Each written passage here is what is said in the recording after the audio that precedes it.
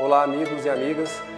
Hoje nós vamos trabalhar um evento que, infelizmente, foi a maior guerra da história da humanidade, que diz respeito à Segunda Guerra Mundial, especificamente sobre a participação do Brasil no conflito. Como que essa participação se deu e quais as vibrações que nós devemos inserir no campo do país referentes a esse período. Então, primeiramente explicando, no livro de História, século XX aos dias atuais, aos dias de hoje. Segunda Guerra Mundial foi um conflito armado que durou entre 1939 e 1945. De um lado estavam os aliados, Reino Unido, França, União Soviética, que se aliou depois, e Estados Unidos, que também entrou na guerra depois. Do outro lado estavam o eixo com Alemanha, Itália e Japão. Saldo, aproximadamente 50 milhões de mortos, 15 milhões de militares, 35 milhões de civis, dentre eles 6 milhões de judeus. Então esses números já são estarrecedores, dá para a gente ter uma noção da grande estupidez que foi essa guerra. E como que se deu a entrada do Brasil? Em troca de financiamentos para construir a Companhia Siderúrgica Nacional e para modernizar as Forças Armadas, o Brasil permitiu que tropas norte-americanas instalassem bases militares no Nordeste. Em troca, o Brasil passou a fornecer borracha e minérios para a indústria bélica dos países aliados. A Alemanha, contrariada, atacou com seus submarinos navios mercantes brasileiros nas águas do Mediterrâneo e do Atlântico, matando cerca de 600 pessoas. Diante dos acontecimentos, em agosto de 1942, o Brasil declarou guerra aos países do eixo. 2 anos depois, foram enviadas tropas para combater os nazistas na Itália, conhecidas como Força Expedicionária Brasileira, FEB. 25 mil soldados brasileiros foram para a Itália participar da guerra, do livro de História Projeto Araribá. Pode ir? Ao todo, morreram 460 homens da FEB na Itália. Quase 3 mil foram feridos em combate ou sofreram acidentes. Também morreram 22 pilotos da Força Aérea Brasileira. Vários ex-combatentes voltaram para o Brasil com problemas psicológicos e tiveram dificuldades para se adaptar novamente à vida civil. Era comum os casos de alcoolismo e violência doméstica. Saldo da guerra, né? Quase todos que participam, soldados, mesmo nos países que venceram, como foi o caso do Brasil, que lutou do lado vencedor, mas sempre volta com transtornos, sempre volta com traumas grandes em razão da guerra. Isso, matéria do site do UOL. E embaixo, matéria da Wikipédia. Ao final da campanha, a Força Expedicionária Brasileira havia aprisionado mais de 20 mil soldados inimigos, 80 canhões, 1.500 viaturas e 4 mil cavalos. Então, houve o quê? Muitos mortos nessa guerra, tanto do lado do Brasil, que se envolveu, quanto do lado dos nazistas e fascistas na Itália, que foram combatidos. É provável também que haja morrido civis em decorrência da intervenção armada do Brasil, porque é uma coisa que não dá para controlar. Embora não haja estatísticas oficiais e seja difícil buscá-las em razão do Brasil ter sido vencedor na guerra e não ser interesse de divulgar esse tipo de dado, mas o fato é que, em razão da própria natureza da guerra, é bem provável que civis inocentes também tenham falecido. Então houve problemas de morte do lado brasileiro, traumas, mortes com feridos, mortos e feridos, também do lado dos inimigos, que eram os italianos e os alemães, e provavelmente também da população civil do local, desarmonizando o campo. E aí, a gente vai trazer aqui algumas mensagens dos livros do Chico, principalmente, relacionados a esse período da guerra, para a gente ter uma noção do ponto de vista espiritual que foi também o conflito.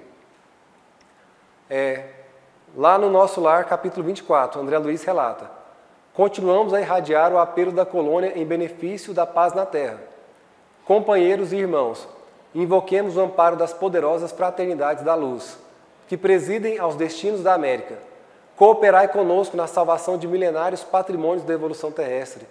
Marchemos em socorro das coletividades indefesas. Amparemos os corações maternais sufocados de angústia.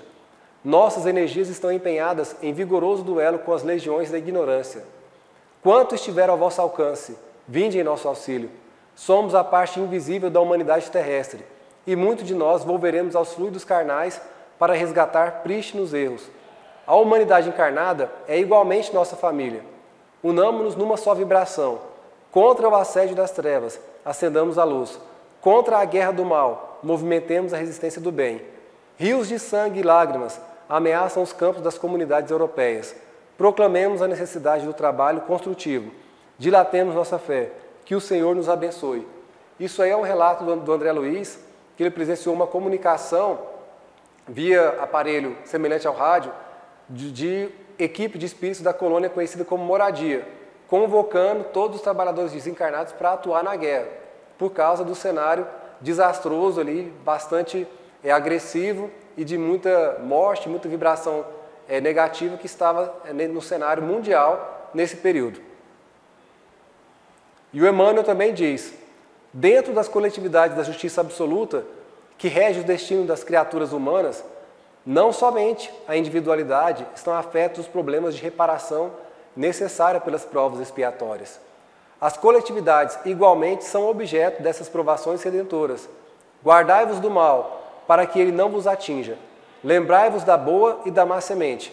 No mistério insondável da germinação, elas são a origem de milhares de frutos. Felizes todos aqueles que souberem efetuar a necessária escolha.